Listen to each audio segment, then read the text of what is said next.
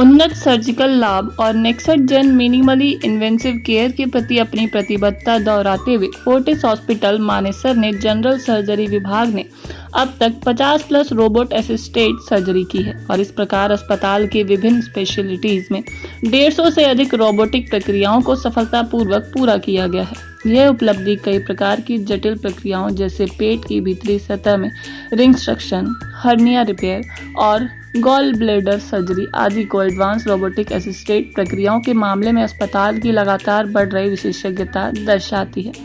इस उपलब्धि को दर्ज कराने के साथ ही अस्पताल ने ऐसी कई जटिल और सफल प्रक्रियाओं की भी जानकारी दी जिन्हें रोबोट असिस्टेड सर्जरी की मदद से पूरा किया गया।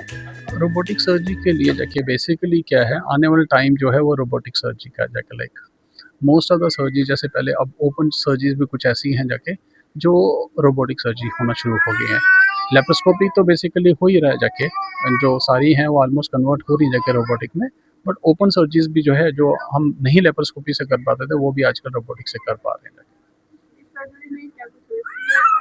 देखो, जो जनरल रिस्क होते हैं लेप्रोस्कोपी या ओपन सर्जरी में वो रोबोटिक सर्जरी में भी रिस्क होते हैं जाके, बट यस इसमें रिस्क जो है वो कम हो जाता है क्योंकि द विजन जो है, प्रिसीजन जो है, कॉम्प्लिकेशन के जो चांसेस हैं, जो ब्लीडिंग है वो बहुत कम होती है जाके, क्योंकि और रोबो ऐसी जगह है, ऐसा है कि दैट टमी के जहाँ पेट के हमारे ऐसे पार्ट में भी जा सकता है जहाँ पे हमारी आंखें नहीं पहुँचती हैं, जहाँ सिर्फ हम अपने हाथ से काम करते हैं जाके तभी तो। अगर प्राइस की बात की जाए तो क्या इसे कम एफर्ट कर सकते हैं? देखो, आज की डेट में अगर देखा जाए तो कॉस्ट कंपेयर कर रहे हैं लेप्रोस्कोपी से तो ज़्यादा है जाके, बट जैसे ही इसका यूज़ ज़्यादा होगा और साथ में इंश्योरेंस कंपनी जब इसको कवर करना शुरू कर देंगी, the cost will definitely come down. हो जाता था सब चीज़ें क्यों हो रही है। फिर एक दिन बहुत सीवियर, इतना सीवियर कि मतलब मैं सांस लेना मुश्किल हो गया था। मेरे को यूरिन में रेड कलर का निकल रहा था, पूरा रेड यूरिन निकल रहा था। फिर अल्ट्रासाउंड करवाया तो उसमें छोटे छोटे स्टोन्स निकले और लिवर और पैनक्रियास भी मेरा थोड़ा खराब हो गया था। तो फिर सर ने इमीडिएटली बोला कि आप अगले दिन करवाओ। तो मैंने कुछ किसी से डिस्कस नहीं किया, अगले दिन रोबोटिक करवाया एंड अनफॉर्चुनेटली हमारा यूएस वीज़ा का इंटरव्यू भी उसके एक दिन बाद ही था।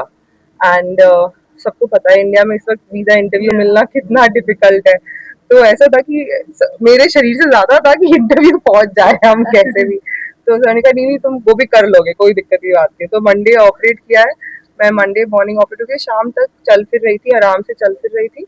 पेन भी बहुत कम था, जैसे मैंने दूसरे पेशेंट्स का जिनका देखा लैप्रोस्कोपिकली जिनका होता है उनको फिर भी थोड़ा पेन रहता है पेट में, लेकिन क्योंकि ये रोबोटिक किया था तो आई थिंक रोबोटिक में अब्डोमिनल मसल्स कम डिस्टर्ब होती है, खींचातानी कम होती है।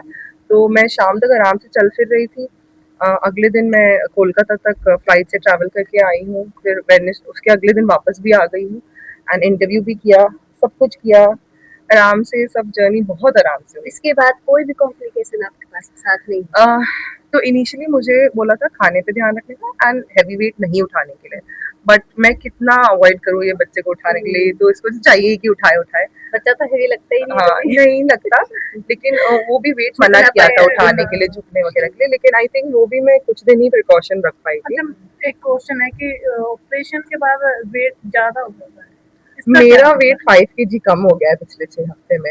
अच्छा। अभी देखो गॉल ब्लैडर मेरा प्रॉब्लली कोलेस्ट्रॉल स्टोन्स थे, है ना, तो वो होता ही है जब आपकी डाइट अच्छी नहीं होती है ना, और प्रेगनेंसी और पोस्टमार्टम अधिकतर महिलाओं की डाइट इज नॉट ग्रेट, तो a lot of women develop stones, लेकिन कईयों के स्टोन्स पता नहीं चलते हैं, बाद में पता चलते हैं। मेरा बैड लग था कि मेरे को इरिटेट कर रहा था तो पता चल गया, लेकिन हाँ ये था कि क्योंकि अब गॉल ब्लैडर की हुई तो मेरे को हेल्दी चॉइसेस रखना पड़ा, बाहर का खाना कम करना पड़ा, तो मेरा तो 5 किलो कम हो गया है। मैं तो बहुत खुश हूँ।